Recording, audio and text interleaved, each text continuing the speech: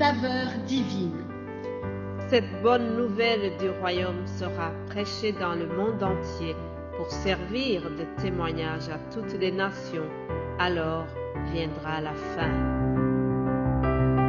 Ce pain céleste vous est présenté par Immaculée Niraneza. Bienvenue très chers amis à l'écoute de l'émission Saveur divine.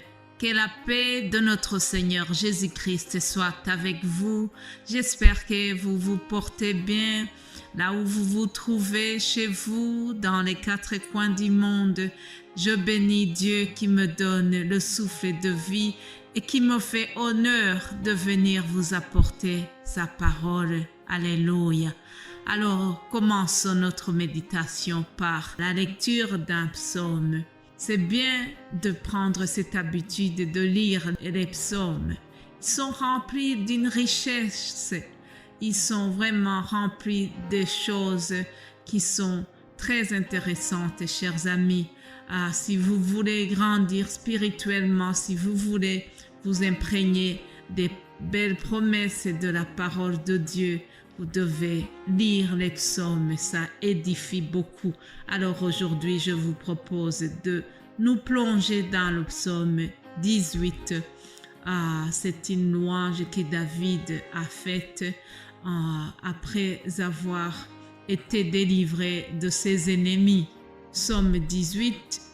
Je t'aime, Éternel, ma force, Éternel, mon rocher, ma forteresse, mon libérateur, mon Dieu, mon rocher, où je trouve un abri, mon bouclier, la force qui me sauve, mon rempart.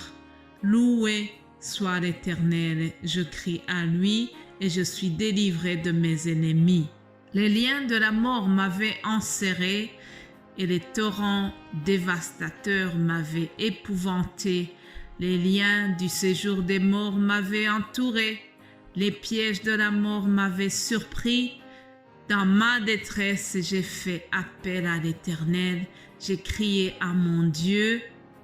De son palais, il a entendu ma voix. Alléluia.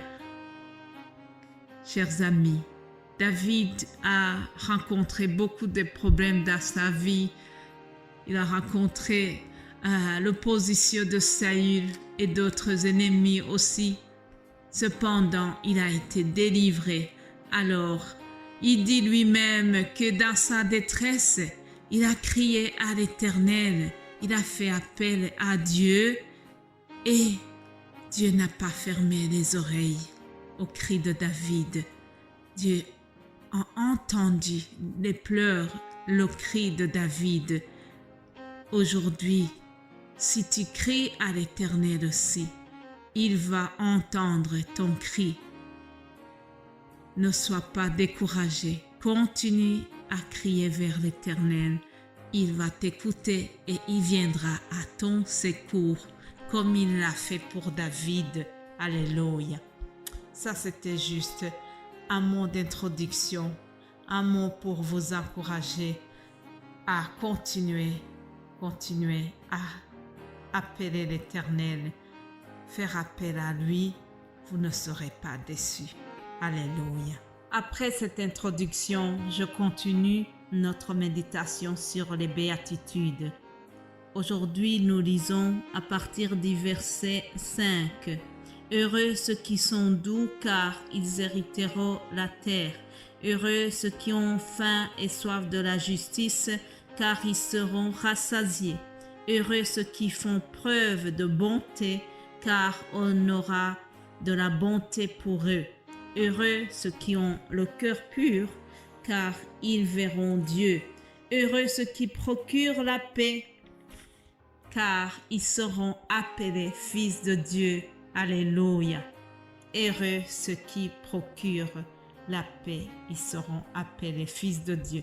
Mes bien-aimés de Dieu, le titre d'aujourd'hui est « Tu récoltes ce que tu sèmes ». Tu récoltes ce que tu sèmes. Si tu sèmes l'amour, tu espères récolter l'amour. Si tu sèmes la paix, tu vas récolter la paix. Si tu sèmes la joie, tu vas récolter la joie. C'est un principe qui est naturel. Jésus-Christ a fait une sorte de révolution sur la loi du talion, une loi qui était basée sur le principe de œil pour œil, dent pour dent. Alors Jésus est venu, il a enseigné le contraire.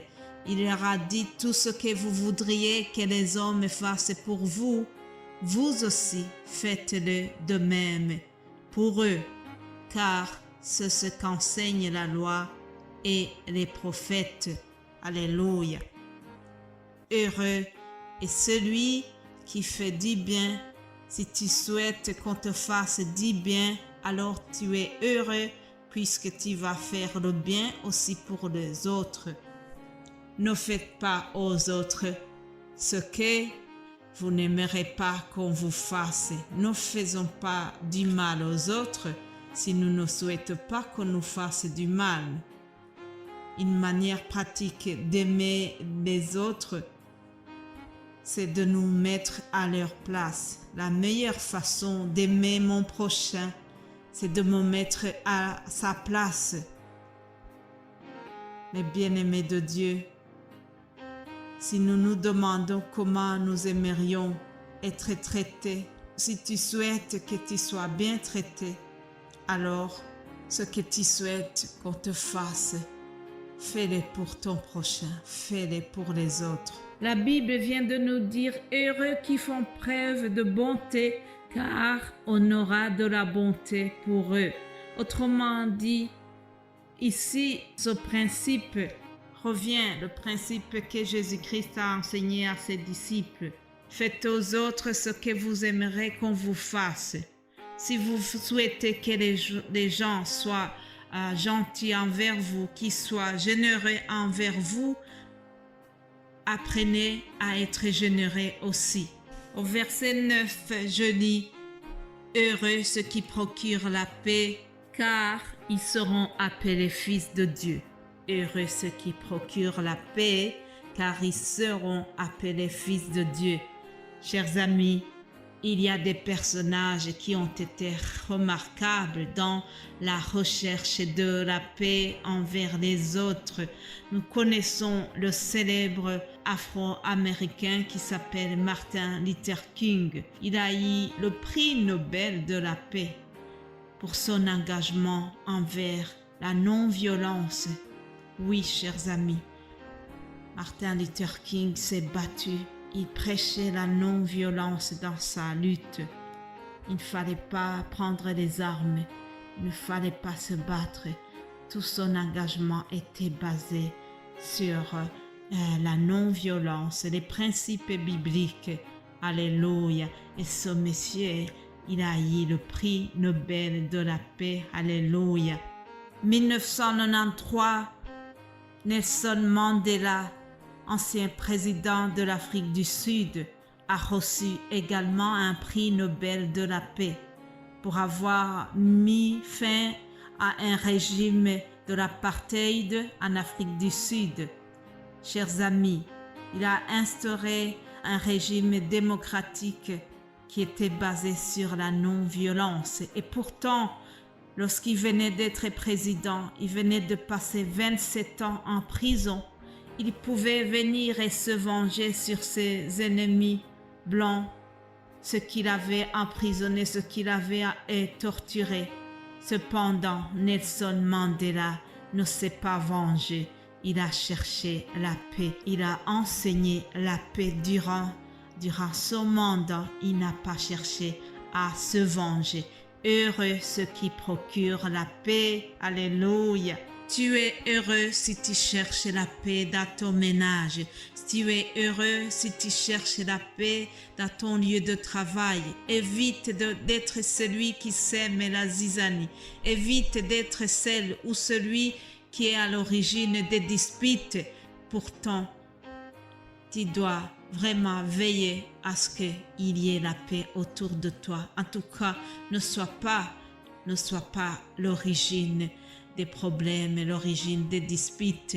Je voudrais terminer par cette parole que nous trouvons dans Éphésiens 4, 29, qui nous dit qu'aucune parole malsaine ne sorte de votre bouche, mais seulement de bonnes paroles qui, en fonction des besoins, servent à l'édification et transmettent une grâce à ceux qui l'entendent.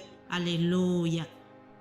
Chers amis, nous sommes heureux si nous pratiquons vraiment la parole de Dieu et si nous cherchons la paix pour les autres. Soyons des imitateurs de notre Seigneur Jésus-Christ et nous allons hériter le royaume de Dieu. Passez une excellente journée et nous allons continuer demain. Soyez bénis abondamment. Amen.